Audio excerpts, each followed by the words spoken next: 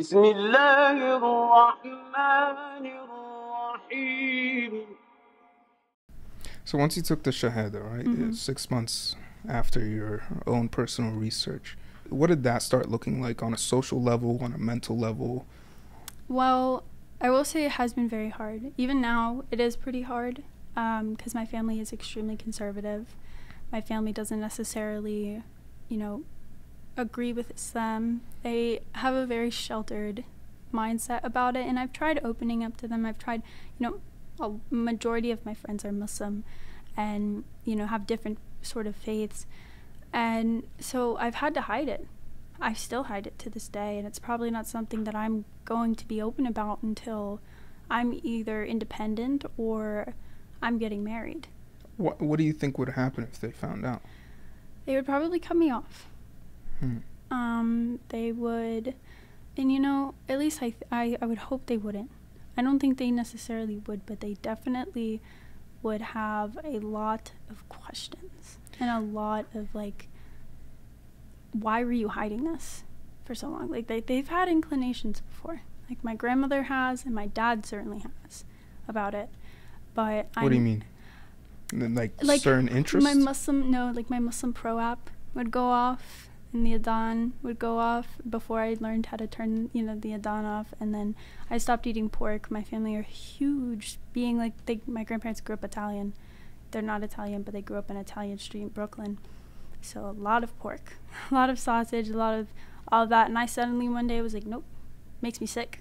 And my grandmother found my Quran once in my prayer mat, and she's thrown it out the window. And she used to lie and say things weren't made with pork when they were, to kind of test me. I used to put stuff in my mouth and then walk to the bathroom and spit it out. And I have the Muslim calendar on my phone, and my dad always went what's that? Why do you have that on your phone? And I'm like, I don't know, it's my friends. She put the setting on one day, I don't know how to turn it off. And even to this day, I want to say, I saw him 6 months ago, he's like, why do you still have that on your phone? I was like, I don't know, I just haven't never turned it off. I don't want to necessarily demonize my family, think that they're so wrong, but generations, they grew up super Catholic. They have a stereotypical view of Islam. Let's just put it lightly. Yeah, and I would say my dad would probably be way more open, and then rather than my grandmother. She's kind of the head of the household, and she, I don't want to demonize her and her beliefs, but she grew up in an era where she didn't have, access to all these different religions and cultures and stuff that we have, so she came really firm in her beliefs. And I don't want to sit there and fight with her and change her. And when she asks me about religion, I tell her that I pray to God. I don't go into depths or details and stuff like that. And at this point, my family knows I don't eat pork, and I'm it makes me nauseous and stuff like that. I used to tell my dad I was going to the mall, and my friend Ahmad would take me to the mosque, or we would go and somewhere, and we would just talk about Islam. Or he was a huge help to me as well. He would drive me to the mosque when I didn't have a car. I think that's the most difficult thing I would have to say would probably be learning prayer, because I couldn't do this in the open. And I went to a community college outside of high school, so I had to live with my grandparents. So that was even more time where I had to hide what I wanted to do. And during Ramadan, I couldn't fast, except when I was at my apartment now, because they would have dinner at 6 o'clock. So there was no point in me trying to fast, because they would be like, why aren't you eating? Or haven't you eaten today? You haven't even drank water or anything like that. And my family is we eat dinner together. It's not I can hide it or I can bring it up to my food. There's no food allowed in my room. So I had to hide, and it's hard because I want to be open about it, because it's such a big part of my life. It's a massive part of my life. It's introduced me to 90% of the friends that I have now. So yeah. You've mentioned your friends quite a bit. So it seems like you created your own little Muslim family as well. Can you tell me a little bit about that? How much did that correlate with you remaining Muslim to this day? Oh, I would say 100%. 100%. The people that I've met in high school, my friend Ahmad, Arish, Yasmin, Sarah, those people in high school have unconditionally asked me or answered so many questions and helped me in so many ways, and sent me videos and resources, and this one girl, Yara, I even went to ECC where she gave me pamphlets on Islam and talked to me about Ramadan and everything like that, and it was just so great and just so welcoming, and I appreciate those people so much. I really do. And, you know, some of those people I don't even talk to this day. I don't even know what they're doing. But without them, I think my journey in Islam would be a lot more lost. You know, my best friend, Arish, we would go to the mosque during Ramadan together. We open fasts together.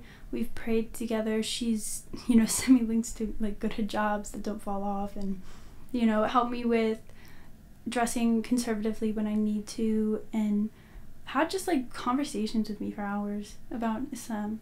What would you say, because a lot of converts are still stuck in a very non-Muslim environment? Mm-hmm.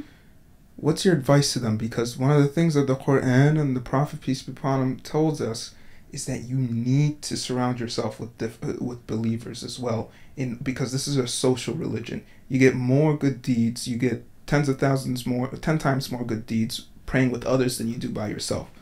I think there's so many resources now online, you know. You can do Reddit forums, you can do Instagram, there's TikTok. There's so many TikTok converts, you know, that they have their own little community. And I don't think you can even visit a local mosque. That's how I found one of the people that have really helped me with Islam. First time I ever went to a mosque, I wore ripped jeans, and I had a sweatshirt on, and I had this scarf that I used to wear over the winter because I had nothing else. And I obviously didn't know what I was doing. And it was at night, so it's not like anybody was really there. And I ran into this woman, and I told her, I was like, I don't know how to do wudu. Like, I don't know how to do anything here. Could you show me? Wudu, by the way, is the wash that we do before prayer. Mm-hmm. And she was like, yes, of course. So she took me into the bathroom, and, you know, I rolled up my sleeves, I took out my hijab, and she taught me how to do it. And then she gave me her email, and she was like, if you have any questions or anything, please contact me. I'd love to get together and just talk with you, and since you're so young, you know, she was a mom, so she was like, I would love to just, you know, have lunch with you. So I ended up having lunch with her and other converts in, like, the mosque parking lot, and we just talked about our journey thus far and what, you know, they wanted what they did for their futures when they came into Islam and everything like that, and it was so great. So, you know, I think God will send people into your life if you fully, you know, this is something that you want to delve into. He will. You know, you won't be alone in it. And there's so many things online that you can research and, you know, get into and talk to people. So it's not like you're alone in this journey if you are isolated, or if you feel like you can't talk to somebody. There is somebody out there.